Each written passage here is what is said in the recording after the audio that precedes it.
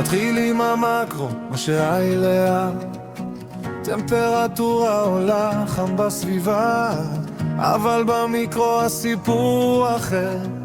אכלתי קמנעים מהר, לא נחים לרגע יותר. הנפח הוא המקום שהחלקים והריק תופסים, ובחימום המוצק ערוכים, ביניהם גדלים ומתפשטים.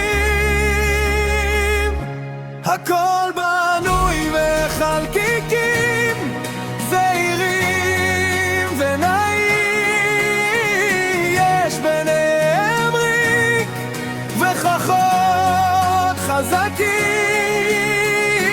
הגז הם רחוקים, בחפשיות הם עפים, מתפרשים בדפנות, לחץ גז הם יוצרים.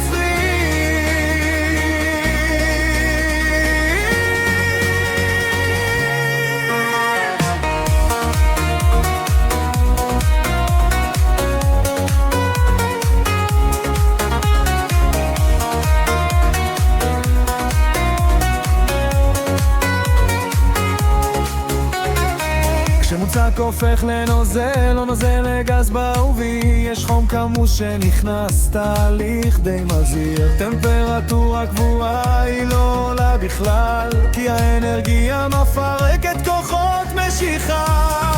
זה הפלל, הפירקה מתרחש, כי התנועה היא אחלאית. בריכוז גבוה יש התנגשויות, הפתח חלקיקית. לחץ הגז עולה כשמקטינים את הכלי, צפוף לחלקיקים.